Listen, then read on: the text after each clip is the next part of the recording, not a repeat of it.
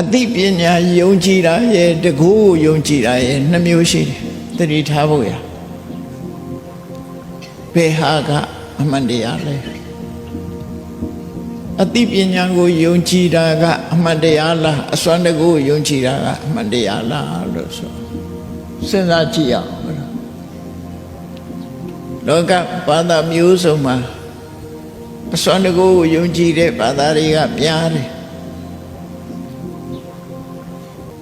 ဘုရားဘာသာမှာအစွမ်းတကူယုံကြည်ရမယ်လို့မဟုတ်ဘူးလူတွေကသာယုံကြည်နေကြတယ်မြတ်စွာဘုရားကအသိပညာကိုယုံကြည်ရမယ်လို့ပဲဟောတယ်ကဲအသိပညာကိုယုံကြည်တာနဲ့အစွမ်းတကူယုံကြည်သူနှစ်ယောက်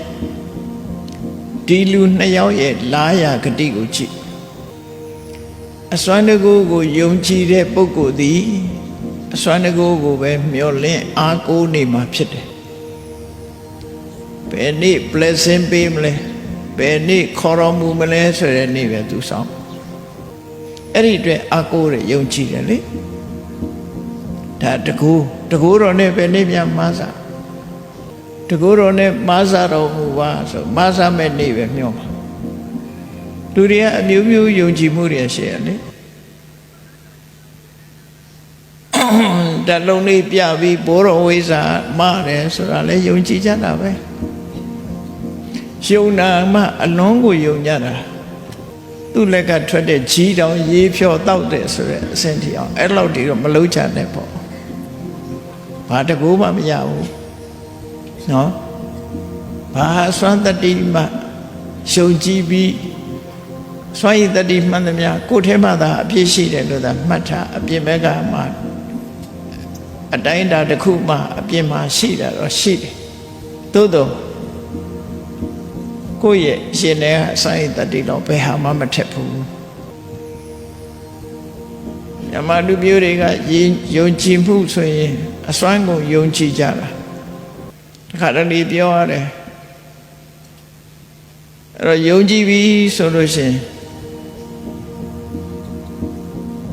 ဆရာတော်ကြီးတွေ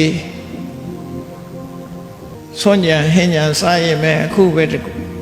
ယောဂပျောက်တော့မယ်ထင်ပြီးတော့ဆွမ်းကြံဟင်းကြံတောင်းစားယောဂတော့ပျောက်ချင်မှပျောက်မှာအဲ့ဆရာတော်ကြီးကယောဂရှိရင်ကိုယ်ကူးသွားမှာပဲဒါပဲရှိနော်အဲ့ဒါတွေကယုံကြည်စရာတွေမဟုတ်ဘူးလက်ခံစရာလည်းမဟုတ်ဘူးအဲ့ဒီပုံမှာအလေးနဲ့မထားကြနဲ့ဘာကုန်မှအလေးနဲ့မထားနဲ့ယုံကြည်တယ်ဆိုတာအသိဉာဏ်သီလသမာဓိပညာပဲယုံကြည်ရမယ်ဉာဏ်အဓိကမဟုတ်ဘူးနော်အစွမ်းတတိလုံးဝမရှိဘူးလို့ပြောတာမဟုတ်ဘူးလူလောကမှာပြယုတ်တစ်ခုရှိတတ်တယ်ဝိဇ္ဇာတို့ဘာတို့ဆိုတာလည်းပဲထူဆန်းအောင်တော့လုပ်ပြလိုက်ပဲဒါပဲဒီတဲ့ပုံမတတ်နိုင်ဘူးနော်ကိုယ်စွမ်းတကူတွေနဲ့ကောင်းငင်ပြန်ပြလဲသူ့ဟာသူပြန်တာပဲကိုယ်ဆွဲခေါ်သွားနိုင်မှာမဟုတ်ဘူးသွားမယုံနေနဲ့များသောအားဖြင့်လူတွေကအစွမ်းတကူရှိတဲ့လူတော့ကောက်လိုက်ပြီးယုံရတယ်အဲ့ဒီလိုယုံခြင်းအပြင်ကောင်းကျိုးတစ်စုံတည်းရမှာမဟုတ်ဘူးတော့ကြဟိုရေမှန်းတောင်းတော့ဒီဘာတွေလှုပ်ထားမှလည်းမသိပဲနဲ့ရေပဲကိုယ်အိမ်ကရေသန့်ရေဘူးလေးပဲတောက်ပေါ့ပရိရေဆိုတာမျိုးကြတော့မြတ်စွာဘုရားရဲ့ပြိမေတ္တာဘာဝနာပွားပြီးတော့တောက်တာမျိုးကိုဆိုလိုတာမဟုတ်ဘူး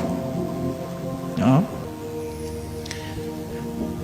ရေမှန်းဆိုပြီးတော့ဘာတွေမှန်းထားမှလည်းမသိပဲနဲ့အဲ့လိုမျိုးတွေလည်းအလွန်အကျွံကြီးမယုံကြဖို့ဘယ်ဟာမှလွန်အကျွံကြီးမယုံနဲ့အကြောင်းနဲ့အကျိုးဆိုတာသူ့ဟာသူရှိတယ်မြတ်စွာဘုရားကတရားတွေရဲ့ဒုက္ခဖယ်ရှားပြီးကောင်းကျိုးချမ်းသာကိုရစေတယ်ဆိုတာတကူနဲ့မဟုတ်ဘူးဘာနဲ့လို့လဲဟိတေပုံဝတ္တနေနာအာဟိတာသနေဝတ္တနေနာလှုပ်တဲ့နာကိုလှုပ်ခိုင်းတယ်မလှုပ်တဲ့နာကိုရှောင်ခိုင်းတယ်ဒါပဲဟိတေအကျိုးစီးပွားကိုဖြစ်စေတတ်တဲ့ကုသိုလ်တရားတွေကိုပဝတ္တနေနာဖြစ်စေအောင်လမ်းညွှန်မှုပြခြင်းအာဟိတသနေဝတ္တနေနာဆိုးကျိုးကိုပေးတဲ့မကောင်းမှုအကုသိုလ်တွေကရှောင်ရှားစေခြင်းဖြင့် တတ္တနံတတ္တဝါတို့ရဲ့ဖယံကြရောက်လာနိုင်တဲ့ဘေးကို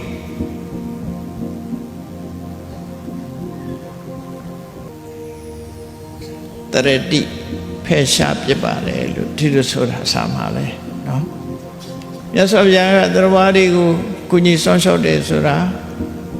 ကောင်းကျိုးချမ်းသာတွေဖြစ်စေမဲ့အလုပ်မျိုးကိုလုပ်စေတယ်ဆိုးကျိုးကိုဖြစ်စေမဲ့အလုပ်တွေကရှောင်စေတယ်ဒါပဲကိုယ့်ကိုစဉ်းစားကြည့်လေအိမ်မှာကိုမွေးထားတဲ့ကိုသားသမီးကိုတပည့်သားမီးဘာပြောလဲမင်းဒါမလုံးနဲ့ဒါလုပ်ဒါပဲပြောတာမဟုတ်လားဒါမလုံးနဲ့ဒါလုပ်မြတ်စွာဘုရားလည်းဒါပဲဟောတာပဲဒါကြောင့်မို့ယုံကြည်မှုဆိုသည့်နေရာမှာအသိဉာဏ်ကိုယုံကြည်တာဖြစ်ရမယ်အသိဉာဏ်ကိုယုံကြည်မှအသိဉာဏ်ရှိတဲ့ပုဂ္ဂိုလ်တယောက်ပြောတဲ့စကားဟာလွဲမှားမှုမရှိဘူးအစွမ်းတကူကိုသွားယုံကြည်တဲ့ပုဂ္ဂိုလ်တယောက်သည်တကုရှင်ရဲ့မမဲ့နေ့ကိုလေတမောမော့နဲ့မျောလင့်ဆောင်းစာနေမှာပဲဖြစ်တယ်လို့တဲ့နာတွေကိုမလုပ်တဲ့နာတွေကိုလှုပ်ခြင်းအဖြစ်သူ့မှာကောင်းကျိုးချမ်းသာရဖို့ခွင့်လန်းနေကုံဆုံးသွားနိုင်တယ်ပေါ့ဒါကြောင့်မို့တတ္ထယုံကြည်ခြင်းဆိုတာဘာကိုလဲအသိဉာဏ်ကိုယုံကြည်ရမယ်ဒါကိုဆိုလိုတယ်နော်